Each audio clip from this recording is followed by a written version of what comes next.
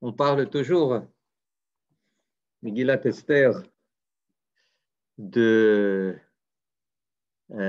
l'égalot et à Esther, oui, de découvrir ce qui est caché. Parce qu'effectivement, lorsqu'on lit la Megillah, il y a énormément de choses qui ne sont pas dites. En apparence, on n'y fait pas attention, mais parce que apparemment tous les détails sont là, le décor est posé, les personnalités, les personnages essentiels, ils sont tous là. Mais lorsqu'on creuse un peu, eh bien, il y a énormément de questions dont on voit qu'elles restent sans réponse, ou de personnages, ou de personnages. Dieu en personne n'est pas présent, apparemment. Eretz Israël n'est pas présente. Mais même des choses beaucoup plus simples. Toute la Megillah tourne autour d'une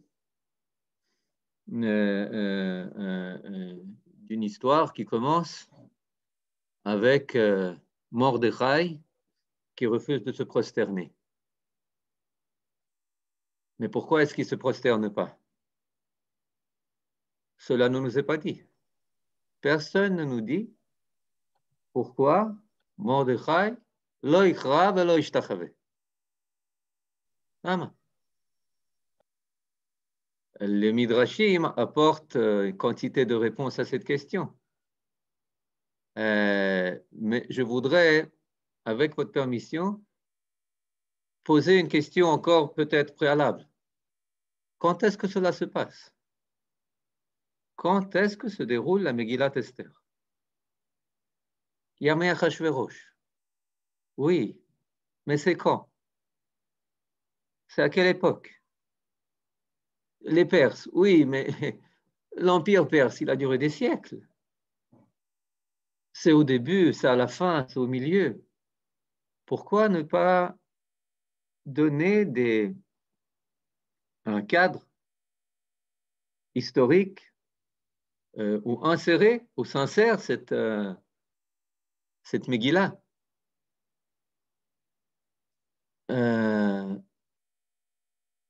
Et c'est là, et c'est sur ce point, sur cette question, sur lequel la Megillah garde silence, dont je voudrais parler.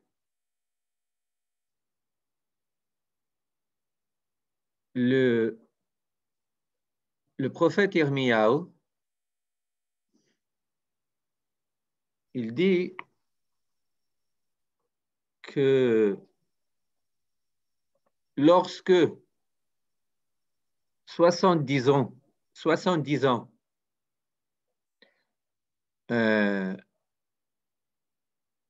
passeront, eh bien, 70 ans après Babel, eh bien, je me rappellerai de vous et j'exaucerai vos prières de retour sur ce lieu. C'est-à-dire que la galoute qui a commencé avec Nabuchodonosor, elle va durer 70 ans. Ça, c'est en filigrane, comme fond de toute l'histoire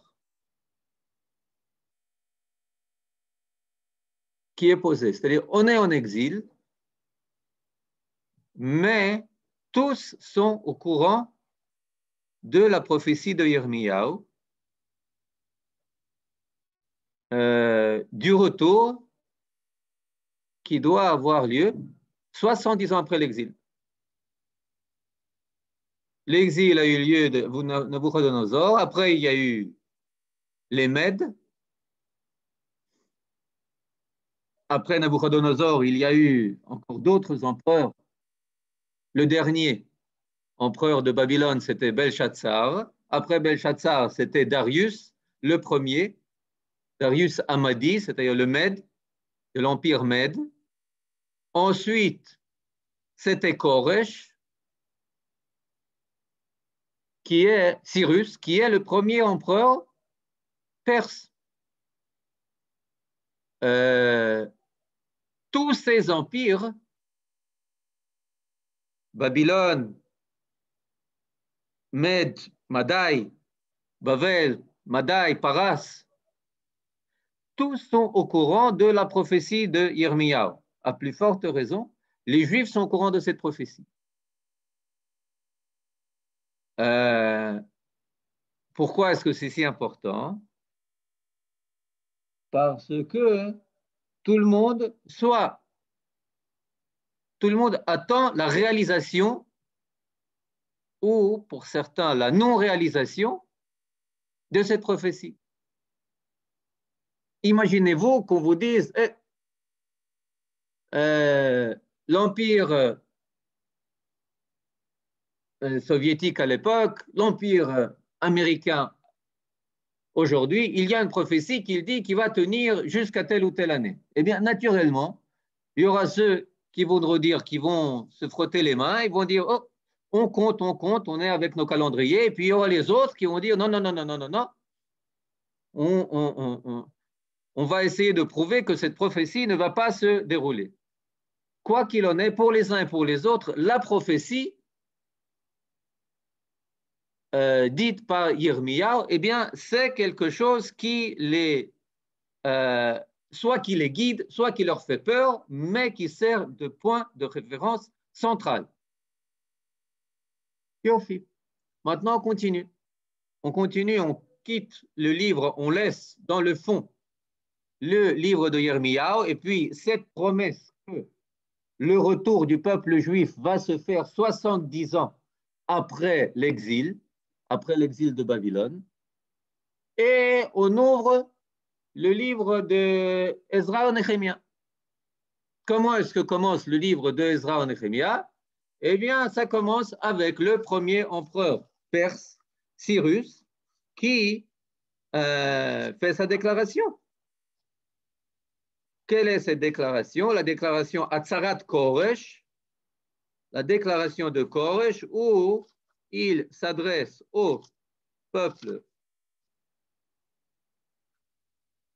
Ken, ou Bishnat Achat le Koresh, première année de Koresh, Melech Paras, roi de Paras, Lechlod va Adonai mipi Yirmiyahu, Ken,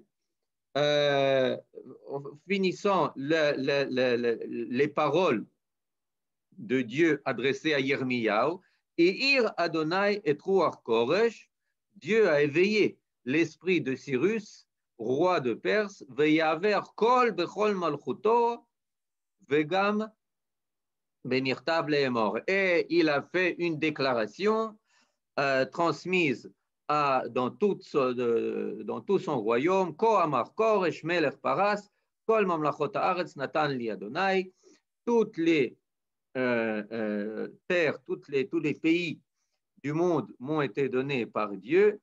Elohe Hashamayim, ve'u pakad alay livnot lo beit beyerushalayim.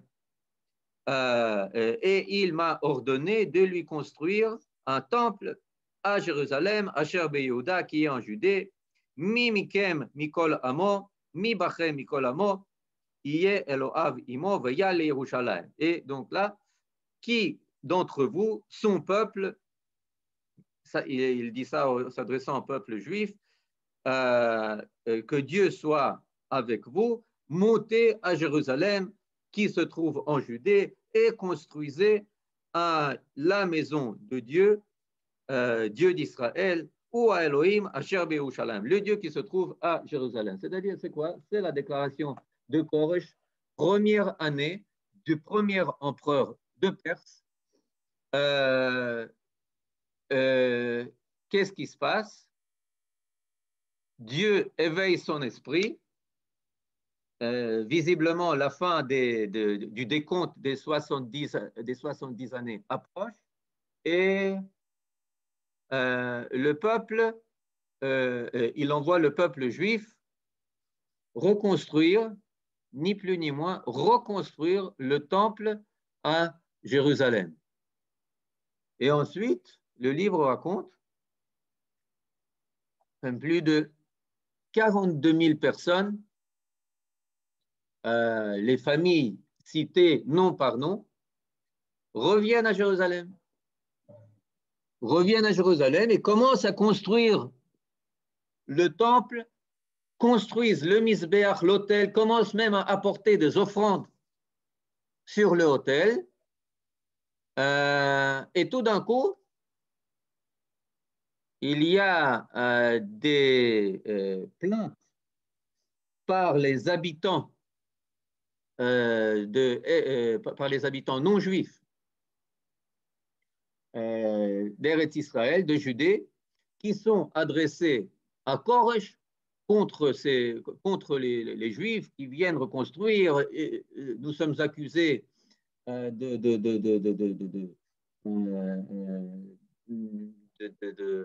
comment dire, de comploter contre l'empereur, de vouloir nous révolter, etc., etc. Et ensuite, Cyrus arrête cette vague, arrête les travaux. Ils disent, bon, ceux qui sont montés, c'est bon, ceux qui nous sont montés, on arrête là.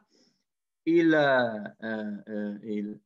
écoute les plaintes et comment dire, les alshanot, ktav sitna en hébreu, cet acte d'accusation qui nous est faux naturellement, acte d'accusation qui nous est adressé. Et c'est fini. Et ensuite, le livre de Ezra et Nehemia continue, c'est seulement des années plus tard, que deux prophètes, Haggai et Zecharia, qui disent, bon, Chaverim,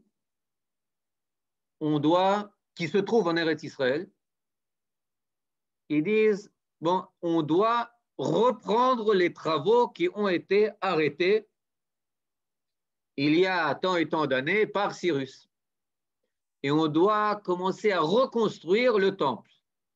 Alors le peuple vient et le peuple, il y a beaucoup de peuples, pas beaucoup de juifs en Eretz Israël. L'essentiel sont en Perse, mais ils recommencent à construire et encore une fois, les habitants de Judée, non juifs, les Arabes, les Shomronim, etc., Sanvalat, toutes ces personnes envoient des lettres d'accusation à l'empereur, nouvel empereur qui est en Perse, qui s'appelle Darius. Darius, qu'est-ce qu'il fait? Eh bien, il demande à ses responsables des archives, dit, mais faites-moi sortir les archives, tout ce qu'il y a, tout ce qui touche à la Judée. Bon, et voilà, et qu'est-ce qu'il lui trouve? Il lui trouve la déclaration de Cyrus. La déclaration de Cyrus qui date déjà de pas mal d'années et où il est écrit qu'il envoie le peuple juif retourner chez lui, réveillé par un appel divin, retourner en Eretz Israël, en Judée pour construire le temple. Et alors, Darius, le deuxième, pas le premier c'était un Mède. Le deuxième Darius, ne vous inquiétez pas, je vais vous faire de l'ordre ensuite dans ce que je dis, je le dis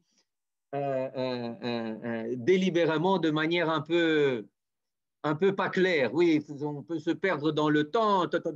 Bon, je reviens. Il y a Darius, le second, qui est là, qui voit les archives, qui voit les manuscrits, où l'empereur perse, le premier, la première année de son règne, envoie le peuple juif construire le temple. Et là, des Goïm de Eretz Israël accusent des Juifs de construire le temple. Mais quel est le problème?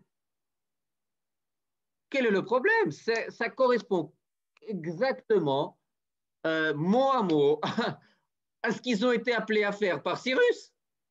De pourquoi vous plaignez? C'est ce qu'ils doivent faire. Au contraire, vous auriez dû vous plaindre pourquoi est-ce que les Juifs ne construisent pas le temple.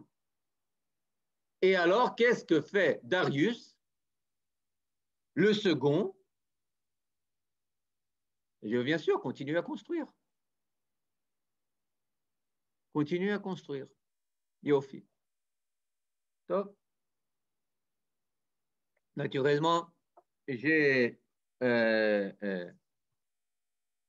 passer sous silence beaucoup de détails que vous pouvez lire dans le livre de Ezra et de Néhémia. Mais ça, c'est l'essentiel. C'est-à-dire qu'on voit qu'il y a Yirmiyahu qui parle pendant l'exil, le début de l'exil babylonien, et qui promet 70 ans. Après 70 ans, on va retourner. Ensuite, on voit le premier roi de Perse, Cyrus, qui nous envoie construire le temple. Ensuite, il y a une plainte, il y a une fausse accusation. On arrête les travaux et les travaux reprennent après un certain temps euh, sous l'initiative des prophètes Haggai et Zecharia et avec l'aval de Dariavesh Hacheni. Maintenant, quel rapport avec Purim? Quel rapport avec Achashverosh? Quel rapport avec Aman? Quel rapport avec tout ce danger dont on est sauvé in extremis par Esther et par Mordechai et par le peuple qui se mobilise, etc., etc. Quel rapport? Eh bien, le rapport, il est très simple. Le rapport, celui qui nous le révèle, eh bien, c'est Rashi, qui, tout au début, dans son premier commentaire sur le livre d'Ezra, nous fait une chronologie. La chronologie, elle est très simple. Il y a Belshazzar, le dernier roi de Babylone.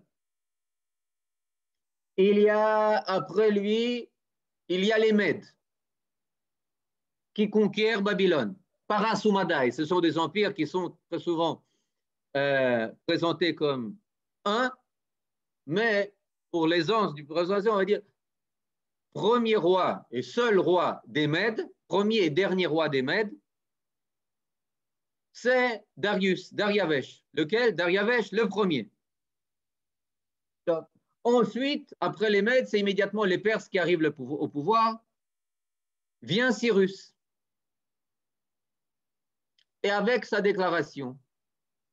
Et qui est-ce qui suit Cyrus? Eh bien, c'est Achashverosh.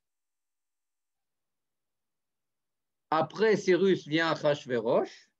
Et après Achashverosh, le grand héros de la Megillah, après Achashverosh, qui est-ce qui vient?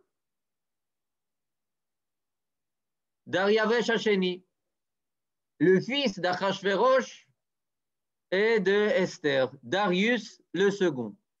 Donc vous comprenez maintenant que l'interlude entre le début de la reconstruction du temple et la fin et la suite de la reconstruction du temple, l'interlude, c'est la Megillat Esther. Maintenant, je vous pose la question. En quoi est-ce que ça nous aide à comprendre la Megillah?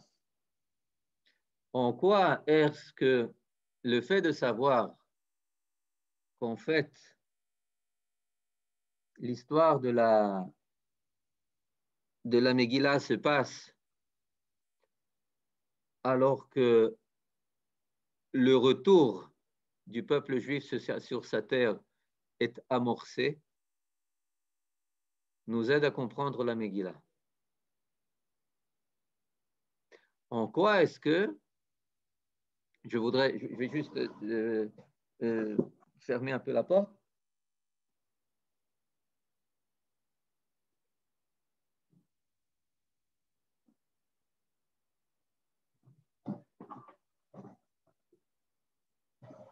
En quoi est-ce que nous aide à comprendre les événements de la Megillah, le fait qu'on sache que Mordechai, c'est en fait un des Juifs qui est cité dans le livre de Ezra et Néhémia, qui ont quitté la Perse pour faire leur aliyah, pour revenir à Sion, pour revenir en Judée, pour revenir en Eretz Israël. En quoi est-ce que cela nous aide à comprendre? Mordechai, si tu es revenu en Eretz Israël, qu'est-ce que tu fais de nouveau en Perse? Ma Corée. Peut-être que ça nous aide aussi à comprendre le fait qu'il ne se prosterne pas. Il fait plus partie il fait plus partie de la Perse. Enfin, c'est vrai que Eretz Israël, ça fait encore partie de l'Empire perse, mais Mordechai se voit déjà comme appartenant à une toute autre réalité, pas celle de Suse. Et dernière question, pourquoi est-ce que la Megillat Esther elle-même ne nous dit rien au sujet de cette chronologie? Eh bien, je pense que la Megillat Esther, à ce niveau, veut dire une chose très simple.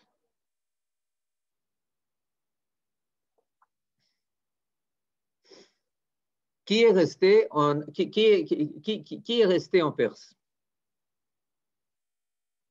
En Perse sont restés ceux qui n'ont pas vraiment suivi l'appel de Cyrus, ceux qui ont peut-être n'ont pas eu le temps de suivre l'appel de Cyrus, ceux qui n'ont pas voulu écouter l'appel de Cyrus. Et ils ont préféré rester en Perse.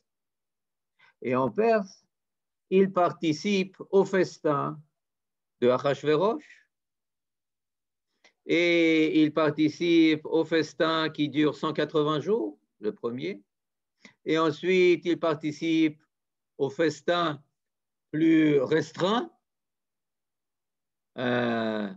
qui dure 7 jours, et nos commentateurs de dire que ce n'était pas seulement des festins qui duraient tout ce temps, ce n'était pas un temps par hasard, mais c'est que c'était le temps nécessaire pour que Achashverosh puisse faire démonstration pour démontrer, pour exposer tous les trésors du temple de Jérusalem qui sont restés à Suse, dans la capitale de la Perse. Et les Juifs de Suse et de Perse participent à ce festin.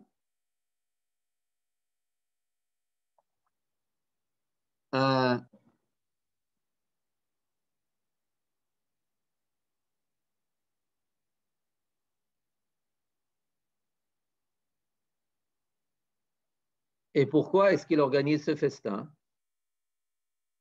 Parce que lui aussi tient le compte des 70 ans de la prophétie de Yirmiyahu. Et lui aussi, il arrive au compte, hop, les 70 ans sont passés et rien n'est arrivé. Et les Juifs, ils sont là. Et les Juifs en Eretz Israël, à peine quelques milliers, malmenés par leurs voisins qui leur font des problèmes. La construction du temple est arrêtée. Bon, il y a l'autel. La ville de Jérusalem est en demi-ruine. Elle n'est même pas entourée d'enceintes, de murs. Peut-être que la prophétie ne se réalise pas. Pour quelle raison? Je ne sais pas. Mais le royaume, il va passer chez moi. C'est moi qui va être la nouvelle Jérusalem. C'est moi qui va être le nouvel empire, l'empire unique. Et les Juifs, beaucoup de Juifs restent dans cet empire. Et ensuite commence toute l'histoire avec Aman Aracha, avec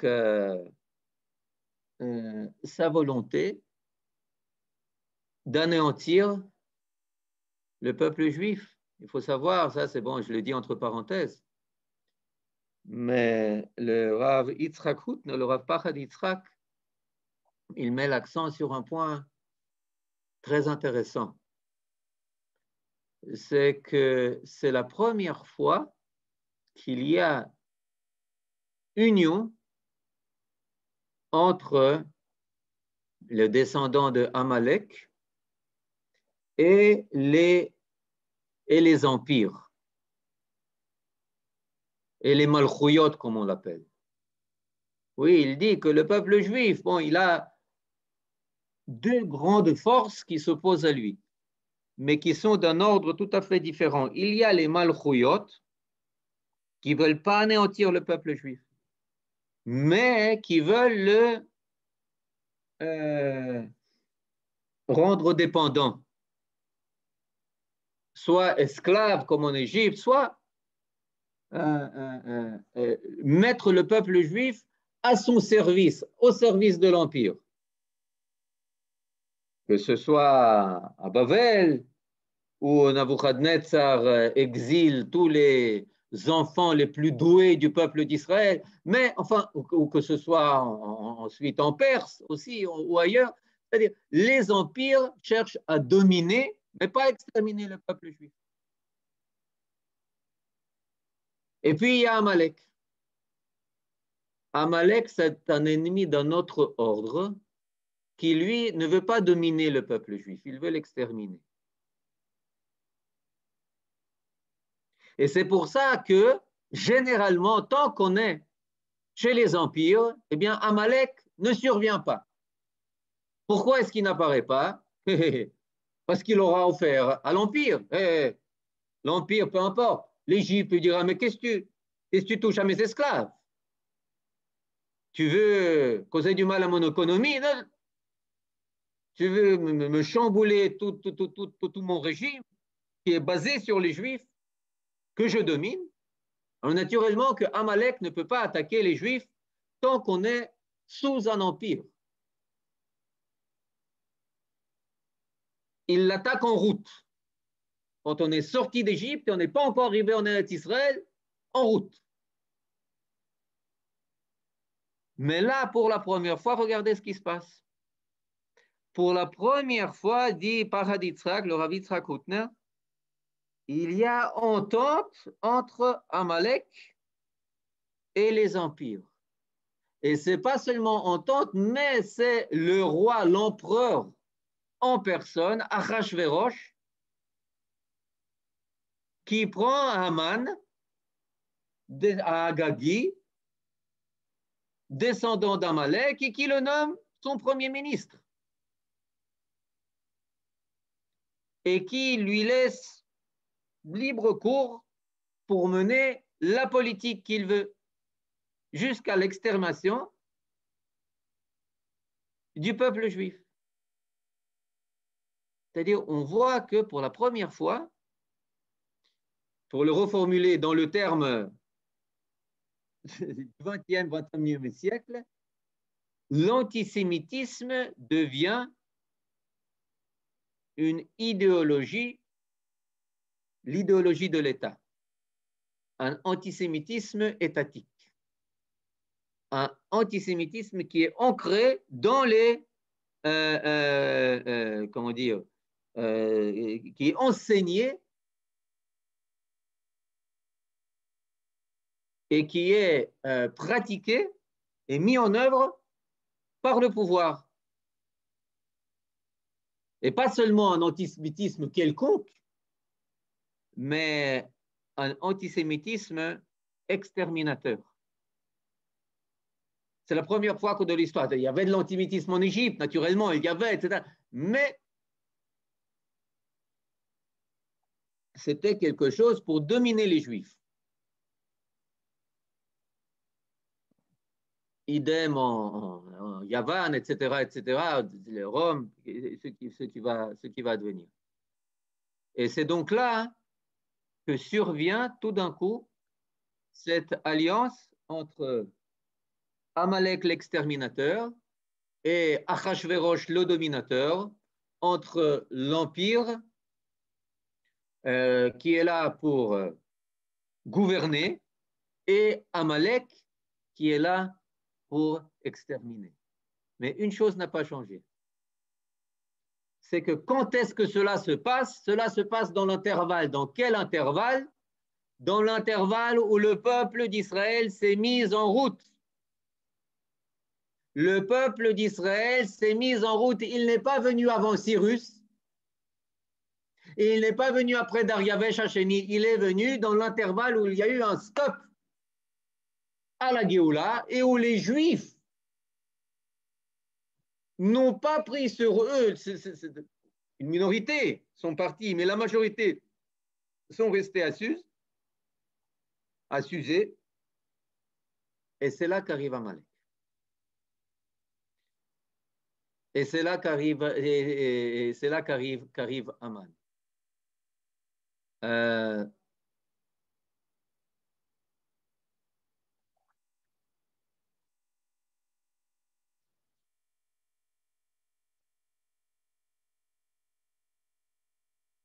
Est-ce qu'il y a possibilité de salut? Oui, Baruch Hashem, la Megillah nous l'apprend. Il y a possibilité de salut. Comment? Par deux éléments. Unité et Messirut Nefesh. Unité du peuple qui va jeûner 3 jours. Qu'est-ce que dit Esther à Mordechai? Mordechai vient vers Esther et lui annonce, tu ne sais pas ce qui se passe dehors, il y a un décret qui menace tout le peuple juif. Tu dois aller voir, intervenir, intercéder auprès de l'empereur. Non, non, mais c'est dangereux, mais tu sais que chaque personne qui vient chez lui sans être appelé, eh bien, il est menacé de mort. Moi, voilà 30 jours qu'il ne m'a pas appelé. Esther, ça ne va pas marcher comme ça. Ça ne va pas marcher comme ça. Tu crois que c'est par hasard que tu es arrivé là où tu es? Top, ok, j'y vais, mais l'air Knos et Kol Yehudim va réunir tous les juifs et qu'ils fassent le jeûne pour moi pendant 3 jours. 3 jours, il y a le jeûne, ils ne mangent pas, ils ne boivent pas. D'ailleurs, c'est un jeûne qui se passe en plein Pessah, en plein jour de Pessah. Et ensuite, Esther vient chez l'empereur pour l'inviter à son festin, etc. Et l'histoire est connue. L'histoire est connue, mais cela dit, la Megillah nous donne les clés de notre salut. Unité et Messirut Nefesh. Maintenant, essayons de faire un peu d'ordre dans tout ce qui a été dit et répondre à la question à laquelle on n'a pas encore n'a pas encore donné de réponse. C'est pourquoi est-ce que les Megillah ne parlent pas de l'histoire du temps où est-ce que elle se passe. La Megillah, elle est comme présentée comme quelque chose de totalement ahistorique, au-delà de l'histoire, hors de quelconque cadre historique. Alors c'est vrai, on peut et on doit la présenter dans le cadre qui lui est donné par le livre d'Ezra et Néhémie. Amalek arrive quand on est en train de retourner à la maison. C'est une menace qui doit être jugulée, prise en compte C'est ce qui nous attend. Et en plus, plus que cela, c'est une menace qui doit être surmontée. Ça, c'est une première chose, une chose très importante. Et Amalek, c'est un ennemi très pervers, c'est un ennemi très particulier. C'est pas pour rien qu'il s'attaque à nous quand on est sur la route. Pourquoi? Parce qu'il poursuit un but qui n'est pas de l'ordre de rationnel. Ce n'est pas une guerre de défense, ce n'est pas une guerre où on menace ses frontières. Pas du tout, on est en route. Ce n'est pas une guerre pour s'enrichir. Il ne veut pas s'enrichir de nous. Ce n'est pas une guerre qui a été poussée par le souffle divin, qu'il a un commandement à accomplir. C'est une guerre qui est guidée par la haine d'Israël et la haine de Akadosh Baruch Hu. C'est une guerre dont le but est de faire la preuve que les plans de Dieu ne se réalisent pas. 70 ans sont passés et klum, gurnisht mit gurnisht. Rien, les prophéties ne valent rien. La sortie d'Égypte ne vaut rien. Le peuple juif n'est témoin de rien et personne n'est là pour le défendre. Vivons comme si Dieu n'était pas là, comme si le peuple juif n'était pas là.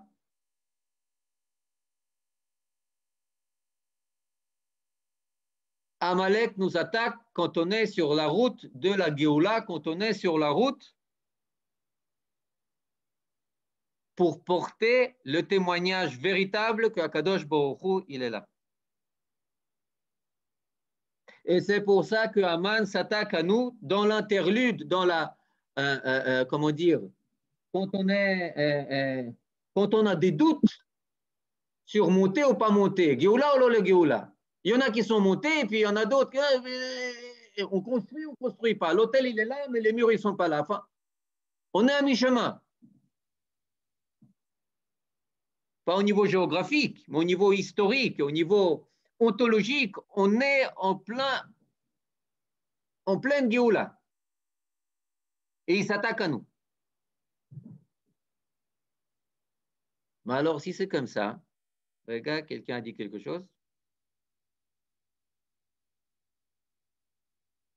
En quoi le peuple était en route dans l'intervalle? Ah, mais ça, oui, oui. Merci de poser la question. Ce passage est commencé. Il y a tout. Le livre de Ezra et Néhémia nous rapporte l'histoire que la Géoula, le retour, il a commencé avec le prédécesseur d'Achashverosh, Cyrus. 42 350 juifs sont déjà en Eretz Israël à construire la terre et le temple. Et Cyrus a appelé tous les juifs à repartir, à revenir. Et puis il y a un intervalle, et après Achashverosh vient Darius le deuxième qui est appelé, qui permet à nouveau aux Juifs de continuer à construire leur temple, notre temple. Achashverosh, il est dans l'intervalle. Le peuple, il est en route. Et c'est là qu'arrive Amalek. Besséder?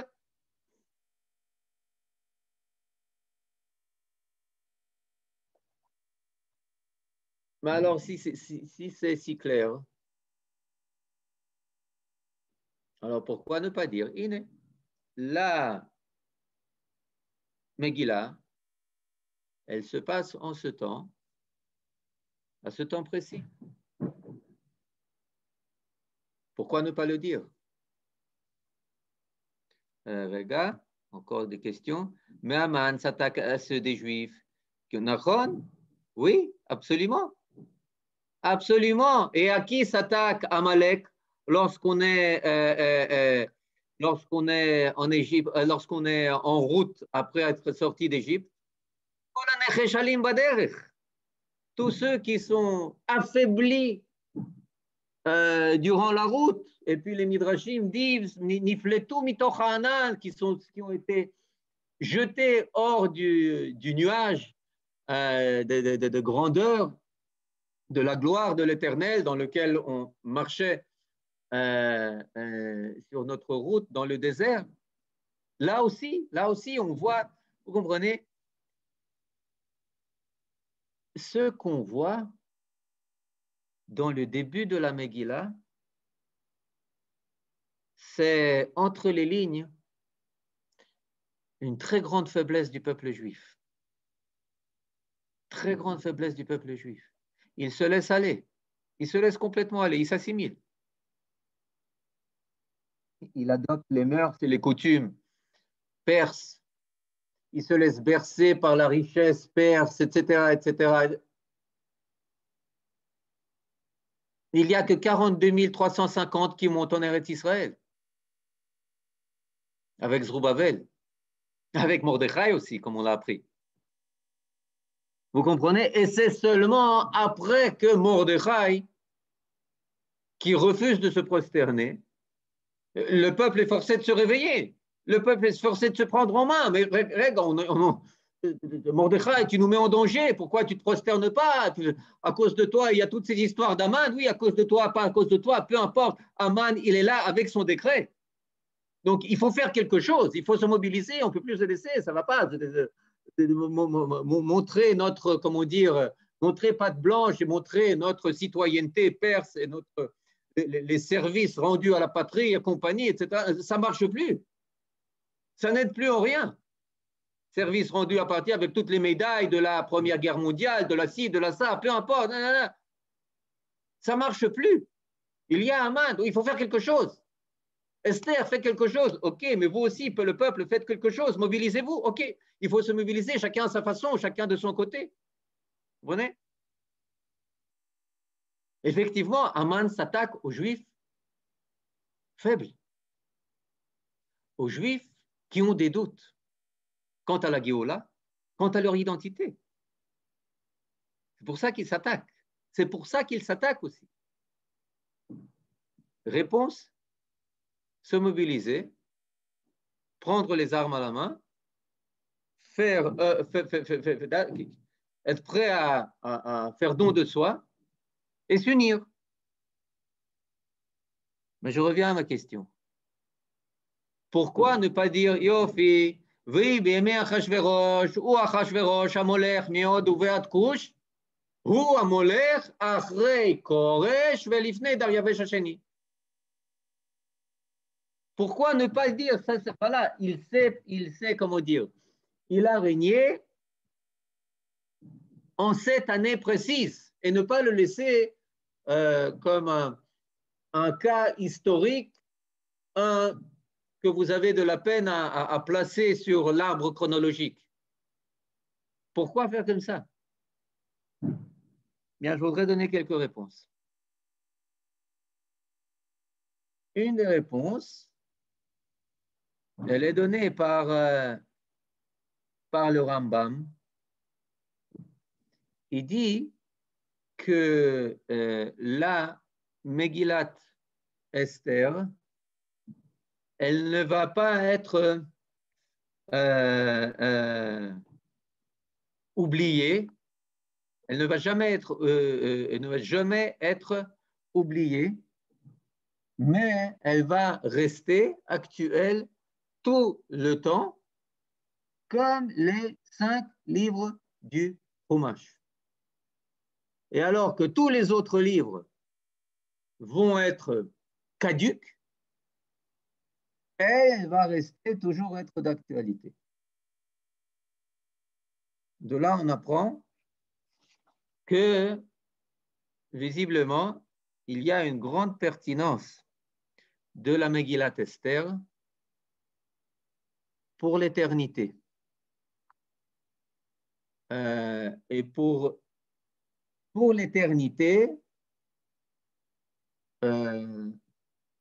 au sens propre, c'est-à-dire que les leçons de la Megillat Esther nous seront et nous sont très utiles à l'époque où on va entamer, amorcer notre dernier retour en Eretz Israël.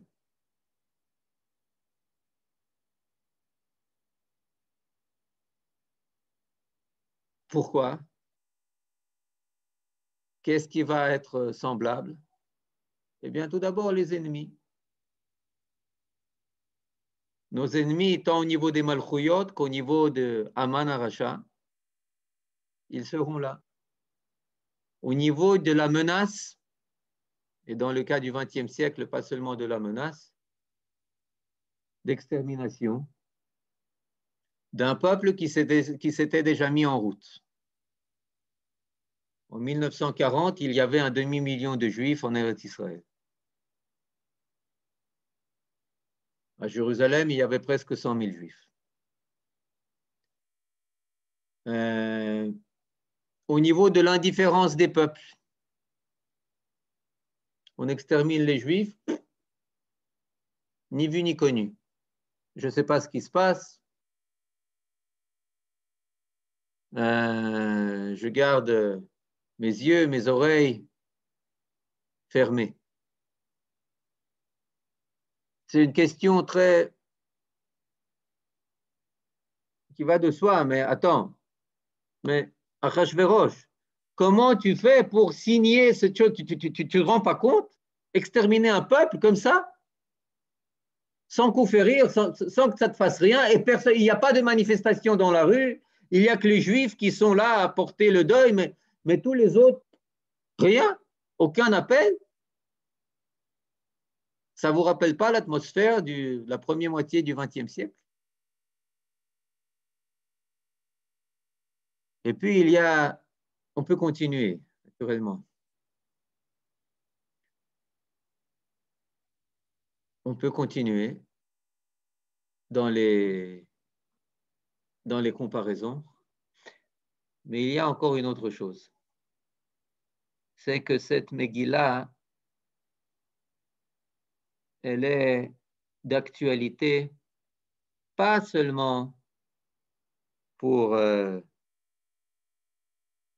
le retour de Babel, de Perse, à l'époque de Cyrus de Dariavesh, et elle n'est d'actualité pas seulement pour la dernière Géoula, raison pour laquelle le livre de la Megillat Esther, le rouleau d'Esther,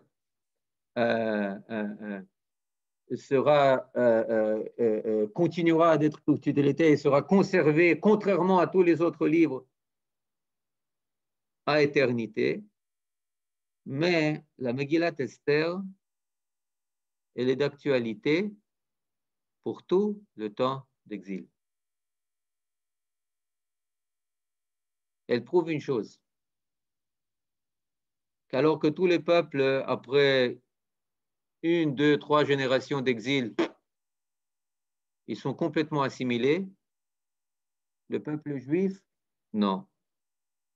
Le peuple juif continuera à survivre, malgré toutes les menaces. Et puis, il y a encore une chose très, très importante, c'est que Mordechai et Esther, ce ne sont pas seulement des personnages d'un temps concret à une époque concrète. Mordechai et Esther, ce sont des rôles à répétition de l'histoire juive. Dans chaque génération, au niveau potentiel, il y a un Mordechai, il y a un Esther, une Esther. Dans chaque grande galoute, dans chaque grand empire, ou même petit empire, si on cherche, il y a quelqu'un qui peut jouer ou qui doit jouer le rôle d'Esther. Il y a le juif de cour, il y a le juif qui est le bras droit du premier ministre, du président, du roi, de ce que tu veux, qui est juif. Ce bras droit, ce conseiller, ce peu importe qui, épouse même, qui est aux côtés de la personne qui décide, qui tient entre les mains les rênes du pouvoir et qui peut sauver le peuple juif. Et puis, il y a le Mordechai qui crie au dehors.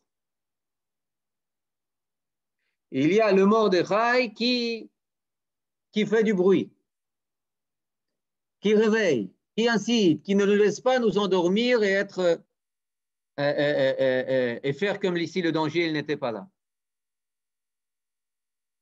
Je voudrais peut-être terminer par un exemple, on a peut-être déjà dépassé le temps, Mais il y a beaucoup d'exemples historiques de cela, des exemples plus réussis et des exemples moins réussis. Et je voudrais donner un exemple duquel on a parlé il y a 12 ou 13 ans dans la communauté de Ruti et de Udi Fogel, à Shemikom Damam, à Netzer Ariel. Quand Ruti a demandé qu'on parle de Purim, et puis on s'est mis d'accord qu'on allait parler de Purim, mais dans le cadre des Juifs d'Union soviétique et des Juifs russes en Israël, etc., etc. L'année 1952-53, hiver 52-53, automne, hiver 52-53, l'Union soviétique se prépare à faire aboutir l'œuvre d'Hitler et de annihiler les presque 3 millions de Juifs, des Juifs du silence qui sont restés en Union soviétique. Et pour cela, il y a plusieurs campagnes qui se poursuivent jusqu'à la dernière campagne qui est la plus cruelle et dangereuse, qui s'appelle la campagne des blouses blanches, l'affaire des blouses blanches, où des médecins sont accusés de vouloir et d'avoir attenté à la vie des membres du Politburo, du gouvernement soviétique, et les médecins, étrangement, ont tous des noms qui sonnent juifs. Alors, il y a une campagne de boycott des médecins juifs, de tous les juifs, de toutes les professions juives, etc., etc. Et Staline, Yimarshemo Vezichro, dit, Tov, on va déporter les juifs. Où ça? En Sibérie. Déporter les juifs en Sibérie, sachant que la moitié mourront en route, et ceux qui arriveront, eh bien, mourront en Sibérie dans les glaces sibériennes.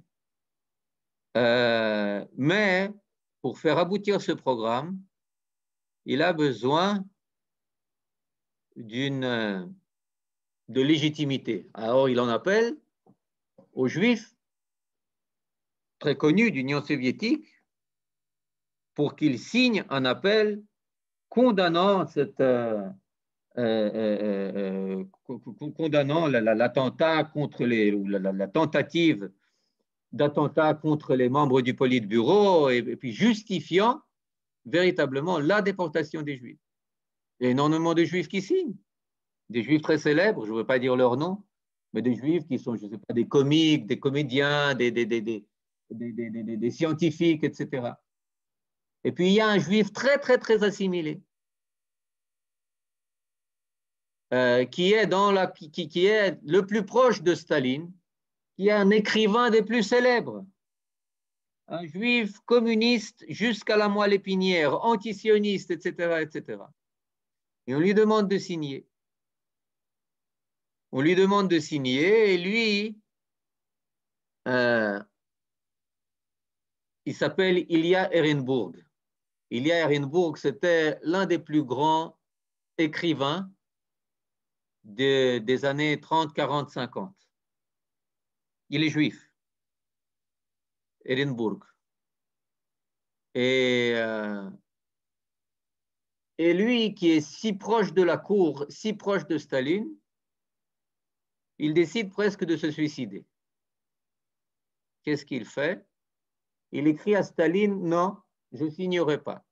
Écrire une telle lettre à Staline, c'est la même chose que se suicider. Le lendemain, il y a la voiture noire qui vient te chercher et qui vient te déporter. Naturellement, il formule sa lettre un peu de manière différente. Il dit, mais écoutez, ça ne va pas être bien vu à l'Occident. Comment est-ce que la Russie va être perçue comme quelqu'un qui, sous prétexte de telle ou telle chose, en entente à la vie de 6 citoyens russes, ça va raviver le nationalisme, ça va ci, ça va ça. Il formule une lettre de manière très, très diplomatique, mais comment dire, la shura tartona, le fond de cette lettre, c'est Staline, je ne signe pas. Sans sa signature, Staline ne peut rien faire. Staline tombe malade, le projet de déportation est remis à plus tard et à Purim 53, Staline meurt. Le nouvel Amalek Achashverosh meurt à Purim. Exactement le jour de Purim 1953. Pourquoi est-ce que ça n'a pas marché? Parce que quelqu'un qui était dans le rôle d'Esther, je ne veux pas dire que Esther c'était une assimilée, etc., etc. D'après le livre, d'après Megillat Esther, on peut, on peut le voir de cette manière, que Esther ne comprenait pas de ce qui se passe, et sans l'appel de Mordechai, eh bien, elle-même n'aurait pas pensé à faire quelque chose pour son peuple.